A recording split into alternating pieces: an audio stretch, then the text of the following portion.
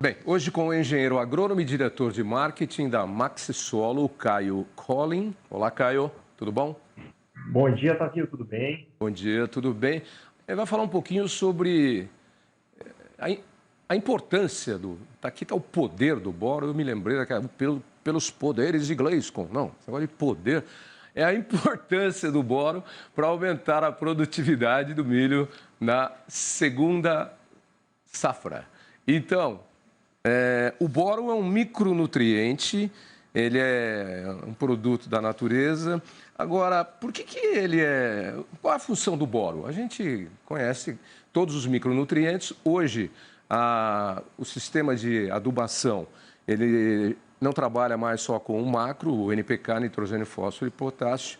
E hoje, as principais empresas e a grande jogada na produção na agricultura é você utilizar micronutrientes, determinados micronutrientes para determinadas culturas.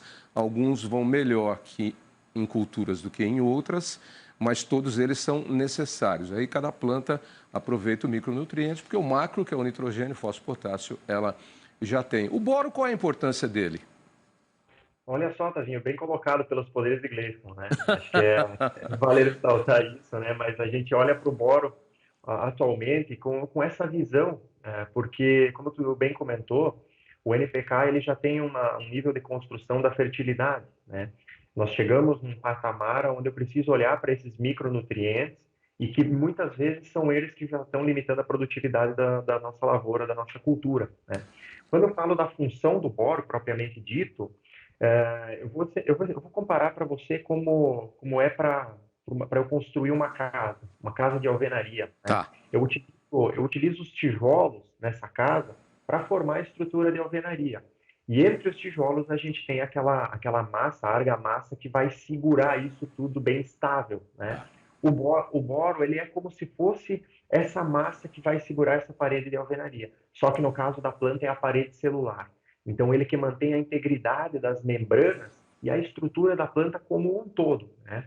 E ele também é considerado um elemento da fertilidade, né? Por que ele é um elemento da fertilidade?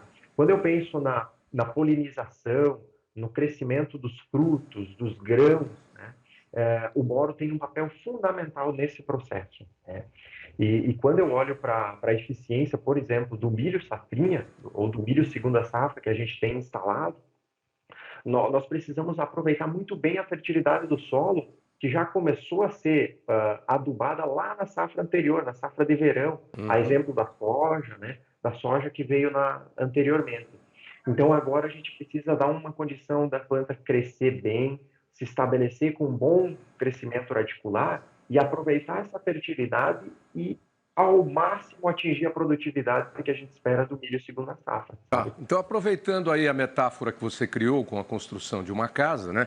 Que você falou que o boro vai funcionar como se fosse a argamassa que vai assentar os tijolos e manter a parede em pé.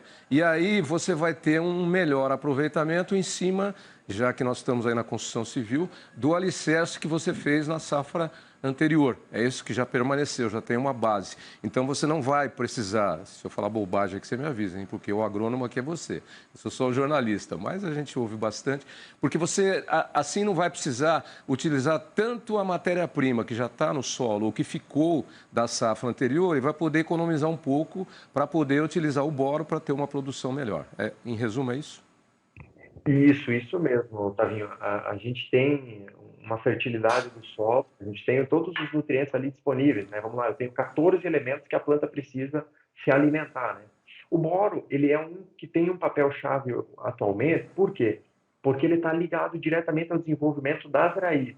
E quando eu falo em aproveitar os elementos, esse alicerce que a gente vem construindo no solo, eu preciso ter um bom sistema radicular para absorver bem a água e os nutrientes, né?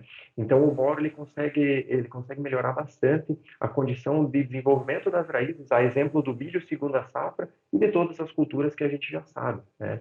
Então, por isso que é essencial o suprimento dele de forma bem estratégica. Tá? Você já praticamente respondeu o que seria a minha próxima pergunta, porque é isso que eu queria saber. Ele é bom só para o milho segunda safra, ou ele é melhor para o milho segunda safra, e se é, por quê? Ou ele é bom para todas as culturas de modo geral? E se for melhor para o milho, por quê? Qual é a genética do milho que faz com que ela precise ou aproveite melhor o boro? Uhum, perfeito. A gente sabe que existe uma tendência de que as culturas, os legumes, a exemplo da soja, têm um papel ainda mais importante do boro. Só que nos últimos tempos a gente tem percebido, inclusive nas nossas pesquisas com parceiros importantes como a Embrapa Soja em Londrina, que o boro ele tem uma resposta na cultura do milho muito interessante e tem muito a ver com essa capacidade do enraizamento. O milho ele é uma gramínea. Então, as gramíneas, de forma geral, além de trigo, cevada, eles têm um sistema radicular fasciculado, bem distribuído no solo. Uhum. E se eu consigo aumentar esse volume de raiz, eu aumento a boca da planta. Se eu aumento a boca da planta, ela vai comer melhor todos os nutrientes e a água do solo. E isso vai ser refletido em produtividade. Ok, agora eu vou aguçar aqui a curiosidade do nosso produtor de milho.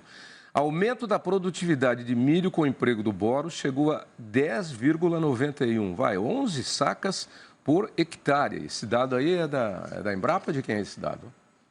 Isso é uma média de resultados de todas as pesquisas que nós temos construídos com a nossa tecnologia da MaxiSolo, empregando uma adubação sistêmica de boro. Né? Então, eu começo a fazer um manejo já no inverno, mas para atender o milho, por exemplo, nós temos encontrado resultados na ordem de produtividade de 10 sacas por hectare a mais. Então, se sabe que realmente o nutriente boro manejado hoje, ele realmente se paga o investimento e tem dado bons retornos em termos de lucro para o produtor. E como é que é a utilização, o manejo? Em que fase você aplica o boro? De que forma você coloca para você ter aproveitando o nome da sua empresa, um maxi aproveitamento do boro no milho, segunda safra? É isso mesmo. Como a gente levanta essa questão, o manejo, no caso do nosso fertilizante sulfabor, eu tenho, além do boro dentro da tecnologia, eu tenho também enxofre e cálcio. Então, esses nutrientes, eles se conversam